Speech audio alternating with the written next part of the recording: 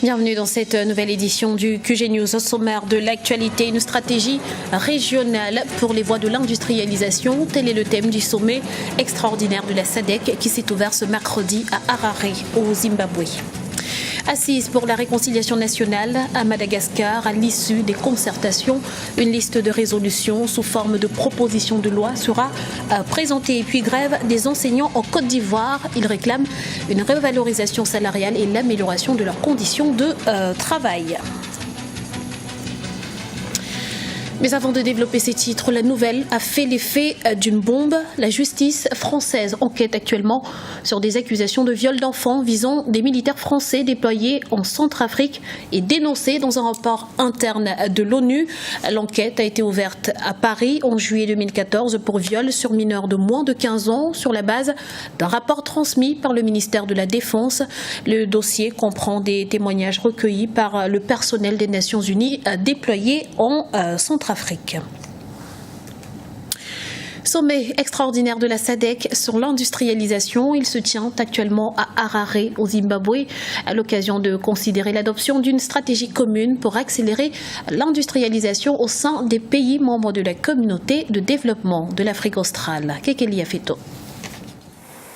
Le sommet extraordinaire des chefs d'État et de gouvernement de la communauté de développement de l'Afrique australe, la SADC, se tient à Harare, au Zimbabwe, depuis ce mercredi. Cette rencontre, qui a pour thème une stratégie régionale pour les voies de l'industrialisation, servira de cadre de réflexion sur des projets de développement de ce groupe régional de 15 membres. Les enjeux de ce sommet sur la stratégie d'industrialisation régionale sont surtout le développement économique, la transformation des matières premières et aussi la production de beaucoup de produits pour la sous-région, parce que on peut dire que c'est une région où il y a beaucoup de croissance. On peut parler de Mozambique, de Namibie, de l'Angola. Mais par ailleurs, on peut déplorer que dans cette région, il y a des économies qui ne sont pas à la même vitesse. Par exemple, on peut parler de l'économie tanzanienne qui s'oriente vers le côté libéral, l'économie de l'Angola qui se développe très bien mais mal organisée. On peut aussi parler de Mozambique, le nouveau pays qui a un essor très développé. Et l'Afrique du Sud, dont l'économie commence à stagner. Avec un PIB d'environ 650 milliards de dollars, la SADC a toujours cristallisé les attentes et les espoirs des populations de cet espace communautaire. Mais le fort taux de croissance qu'elle affiche n'empêche pas certains observateurs de nourrir quelques regrets. Ce qu'on peut déplorer, c'est le manque de cohérence, de convergence au niveau de la politique sociale de ces pays. Et aussi, on peut ne pas oublier de parler de xénophobie qui se passe en Afrique du Sud, liée aussi à problèmes économiques de l'Afrique du Sud. C'est un contexte particulier parce que ça se passe déjà au Zimbabwe. On sait bien, on connaît bien le Zimbabwe avec sa politique qui ne va pas dans le bon sens, surtout avec les Blancs zimbabwéens. Et on peut aussi dire que c'est une économie qui n'est pas dans l'esprit, vraiment dans le sens de se développer, parce qu'il y a beaucoup d'obstacles. Ce sommet qui prend fin ce jeudi 30 avril devrait déboucher sur l'adoption d'un projet de stratégie et d'une feuille de route vers l'industrialisation de la zone. Au Burundi, le Sénat saisit la Cour constitutionnelle sur la légalité d'un possible troisième mandat du président Pierre Nkurunziza contesté. L'instance devra se pencher sur l'interprétation des articles 96 et 302 de la Constitution au cœur de la controverse. Mais l'opposition et la société civile restent pour le moins sceptiques sur le processus puisqu'ils jugent la Cour constitutionnelle inféodée au pouvoir burundais. Début des assises pour la réconciliation nationale à Madagascar pendant 5 jours. Politiciens et représentants de la société civile tenteront de faire la lumière sur les crises cycliques qui secouent la grande île afin d'avancer véritablement vers une réconciliation nationale. Kekeli Afeto.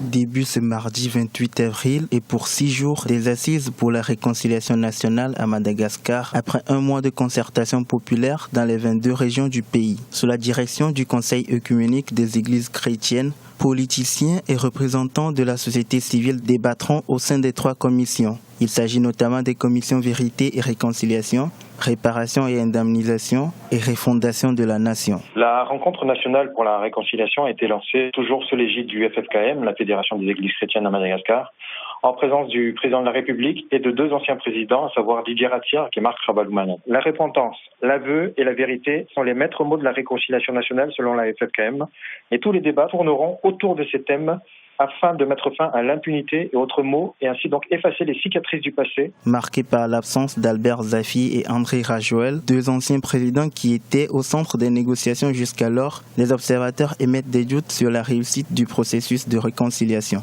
La résolution des différentes dissensions politiques depuis l'accès à l'indépendance n'ont eu pour effet que d'entraîner le pays vers un marasme socio-économique sans pareil. Et cette initiative, même si peu comprise par une partie de la population qui n'y voit que des débats stériles et voire une perte de temps et d'argent, est censée permettre la mise en place de réelles bases solides axées sur le respect de la démocratie, des lois, des libertés et l'application de la bonne gouvernance. Une liste de résolutions sera présentée à la fin de ces assises sous forme de propositions de loi, avec en toile de fond favoriser le vivre ensemble dans la grande île. Dans l'actualité également, rien ne va plus au sein du Front populaire ivoirien. Ce mardi, les opposants au président Pascal Affi-N'Guessan ont annoncé que l'ancien président Laurent Gbagbo, toujours retenu à la Cour pénale internationale, a été élu nouveau président du parti avec 99% des suffrages. Du côté de Pascal Affi-N'Guessan, qui reste président du parti au regard de la justice ivoirienne, on rappelle que la candidature de Laurent Gbagbo a été invalidée par la justice. La tension est donc à son comble au sein de la formation politique. Et parallèlement, la grève des enseignants se poursuit en Côte d'Ivoire. Ils revendiquent une amélioration de leurs conditions de travail ainsi qu'une revalorisation de leur salaire. Autre doléance, la suppression de ponctions administratives jugées abusives. Explication avec Ekeli Afeto. En Côte d'Ivoire, la grève déclenchée par les syndicats d'enseignants du supérieur bat toujours son plein. Les enseignants ont porté plusieurs revendications aux autorités de tutelle qui, pour l'instant, n'ont pas été satisfaites. Au niveau des conditions de travail, il n'y a pas de laboratoire, il n'y a pas de matériel didactique. Il n'y a pas de Wi-Fi dans un pays comme la Côte d'Ivoire. Aujourd'hui, son université manque de Wi-Fi. Il y a eu un décret en 2009 dont l'application a été graduelle et donc engendré des arriérés. Nous voudrions de nouvelles primes de recherche vraiment à la hauteur du niveau que nous avons atteint. Voici des points. Et quand nous sommes allés le 26 février devant le Premier ministre de Côte d'Ivoire, ce dernier a jugé raisonnable et recevable les 3 points que j'ai cités après, sauf qu'il a dit que les arriérés que le gouvernement a déjà décidé d'annuler.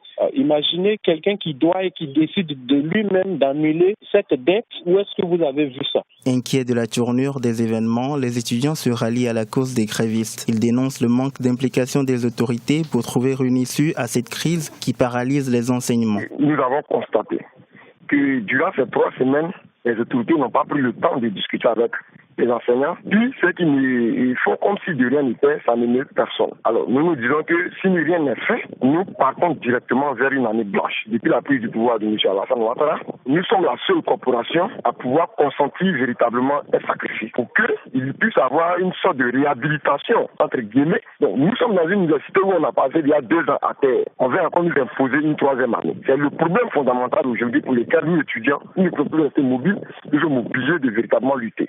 Du côté des autorités, on appelle les enseignants au calme et à la patience en promettant une prise en compte des préoccupations des grévistes. Reste qu'à l'heure où la Côte d'Ivoire aspire à devenir un pays émergent, enseignants et étudiants veulent avoir les moyens de participer à cette œuvre commune. C'était le journal de la rédaction. Nous vous remercions pour votre fidélité. Retrouvez dans un instant une nouvelle édition de l'information sur Africa 24.